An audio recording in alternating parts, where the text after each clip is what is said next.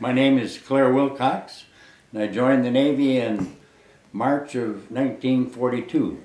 I was going to be drafted, so my dad and I went over to Eveleth, and I signed up in the Navy for 6 years.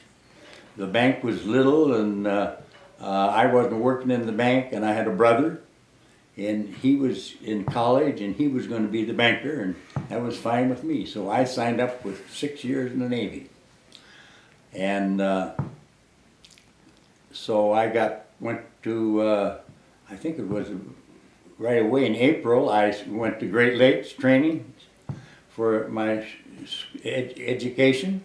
And while I was in Great Lakes, I signed up for a schooling at Navy Pier because I was going to be an aviation machinist mechanic.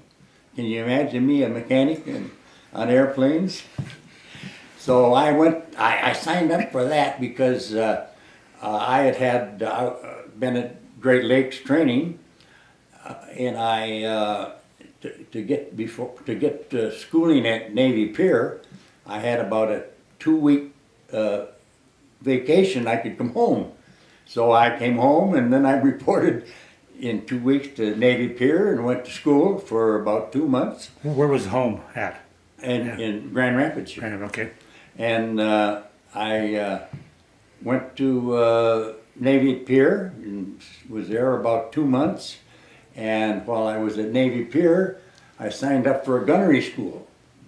When I left Navy Pier, I went to Jacksonville, Florida, and learned to be a gunner. Had to get gunnery and shooting at targets, pulling airplanes, pulling targets. And so then when I finished that, I suppose I had a little leave at home, but then I reported to Oakland, California. And I was at a receiving station in Oakland, and after a couple of weeks, they transferred me to Hawaii. And got over in Hawaii to Oahu there, and over on, they put me in the beaching crew in Kaneohe Bay. It was beaching the TBYs and the TB2Ys. The TBYs have got their own float on, but the TB2Ys, you had to, when they wanted to land, you'd have to float out some inner tubes and put them on the plane and then pull them up on the beach. And I was on there for, I suppose, on that crew for a couple of months. And one day I got word that I was transferred to aircraft squadron, VC-38. And it was USS Windham Bay. That's the ship that this aircraft squadron was on. And so we were out practicing on that aircraft squadron, and then we got, after a couple of months, we got into, I think it started off, we got off the aircraft and into the New Hebrides. And then we were on the New Hebrides, and I was in this VC squadron. Was composed of torpedo bombers and dive bombers and fighters. And I was on the torpedo bombers because that had the gunning a turret on the airplane, and I was a mechanic, and so I didn't do much shooting out of the turret, but I was when the plane would come back, and if there was some little thing, the pilot would tell us what was wrong, and we'd have to do what we could with it. So I was on that squadron until we were at Munda and Bougainville and those campaigns. and that they'd be dropping bombs and fighting Japanese airplanes, and we finally we were laying torpedoes in, I think torpedoes are in Rabaul Harbor, and they didn't really know that this Rabaul Harbor was all well fortified with guns, and to lay these bombs in the bay, they had to fly down off the water and at a straight line to drop the bombs, and they didn't know that they were well fortified, and that most of the airplanes got shot up, and so that ended up at VC-38, and the squadron came back to the United States, but anybody that had been joined the squadron since it had left the States got transferred out.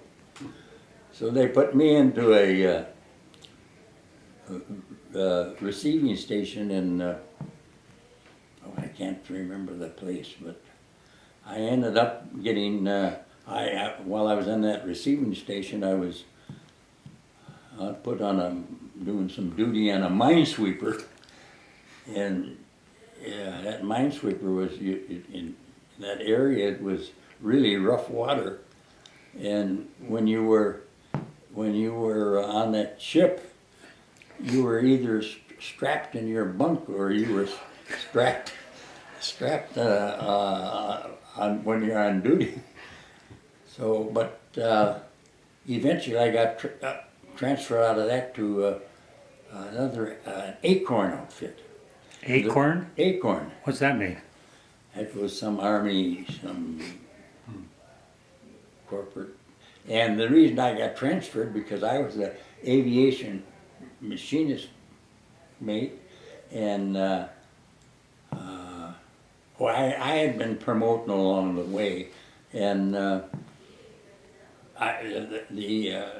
when the VC was transferred, VC-38 was transferred back to the United States, the captain of that squadron felt bad that there was about 10 of us transferred out. He felt bad that I was transferred out, and he asked me a few questions, and he made me first class. So I was a first class aviation machinist mate, knowledgeable mechanic. So then I got transferred to this Acorn outfit, and the reason for that wasn't a big aviation, but the captain of that Army regiment had a torpedo bomber. It was I forget the name of the name, but it was. But anyhow, they had a torpedo bomber, and he had a couple of workers on that. But so they transferred me there. And there was a chief petty officer and another laborer, and I was transferred too. So the three of us were taking care of this skipper's plane. And I remember something happened to the plane. The three of us changed engines on that plane. Yeah, one of those big radial engine ones, and with the cherry picker, he was picking. He got a engine in, and there's about 1,000 connections. We had to label them all, and we finally got it all transferred, and he made us go up on a flight with him. So we did, and it worked. So then they were getting transferred closer to Japan, the Acorn outfit, and I had 20 months overseas then.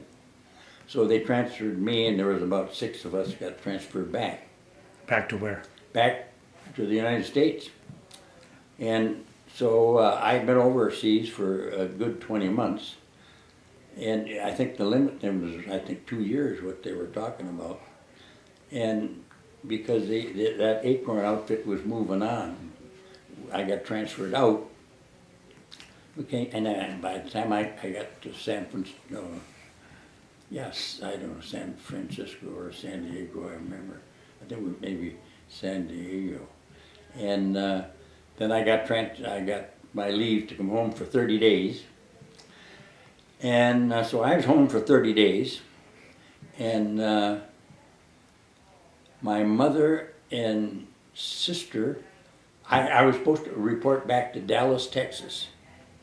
There's a Naval Air training station between Dallas and, well, anyway, out of Dallas a little bit. So I was supposed to be transferred there. So we drove to Minneapolis, my mother and sister and I was going to get the train to Dallas. And so we got down there, and then we had dinner, and I wasn't going to leave till 11 o'clock. And so they sent, I sent them back to the hotel, and they sent some waiting for me. And it was about 11 o'clock. I was about ready to board the train, and Clair Wilcox report. I reported and called your sister at the hotel, and I called, and my brother had been over. He had been transferred into the Army. He had joined. He was going to get drafted, and he had. This was several years after I had left, and he had signed up in some Army specialized training program, and he had spent 1 year in Ohio someplace at a university, and the theory there, if they were going to allow him to graduate, and if he'd sign up for 8 years in the service after he got out. So he had done that, and he'd gone 1 year, and they shut the program down, and they shoved him into this infantry outfit that had been in Texas training for a while, and they went over, and that was on the Battle of the Bulge over in the airplane. He was killed over there. So I got home, and the Red Cross had me for a 10-day leave, and I got another 10-day, and then I reported back to Dallas. And at that time I was, I had about almost four years in my 6-year term, and so I was in Dallas with this at this training base for almost a year, and I was first class, so I had a squadron under me and reporting back and doing the duties. It was a good thing, but then I was transferred to Miami, Florida, I forget where now, but and my dad was working on to get me out of the Navy because my brother had been killed. So I got out of the Navy, and I got out in April of '47. Where were you when the war came to an end in Japan? I was home. I was. Oh, In no, 1945. 45. I was in Dallas, Texas. Okay. How'd you find out about it? Just on the news? I guess radio, so. Yeah, radio. it was. I was in the Navy Air base in. So did your ship or outfit end up in combat any place then? No. Okay, you're lucky. Well, during the all these places we were on, the New Hebrides and Munda and Bougainville, they were all in combat. They were out dropping bombs and fighting airplanes. And you were on the ship at the time when this was going on? Well, we were the squadron had been transferred off the ship. Okay. That was the USS Wyndham Bay. But after we got transferred in, I guess the ship, all of this squadron, that was more or less training for the Air Force, the airplanes. And maybe then they got transferred into these land-based things and that was a better thing for them to be working on than floating around on the ocean, you know, in the, Did you ever go back to any of the areas that you were serving on? No, I never. See that? I got back and got home and went to work in April of 47. I've been there 65 years now. Well, it sounds like an adventure you wouldn't trade for anything. Yeah, it was quite an adventure. There's no question about it. Anything I missed, Claire? No, I don't think. Okay. Well, I didn't. I was going to review some of this, look at my papers, but that's just off the top of my head, more or less, or thinking. Well, that's all. That's all it's needed. Yeah. I mean, you're special. You're a World War II veteran, and Yeah, we 5 years. Yeah, we want to honor those people as much as we can, and that's what this video is for. Young people can see what some of our people went through, so we can have a great life. Yeah, it was. Most of the people, all the people now in Grand Rapids know I've been in the bank 65 years. They don't know anything about my young Navy career. Well, they will now. And that you're a mechanic. Yeah. Clair Wilcox, a mechanic. You could have opened a garage here in Grand Rapids instead. Yeah. Claire, it's an honor being here. Thank you for allowing me to do this today. Well, that's great. Nice to meet you. Yeah.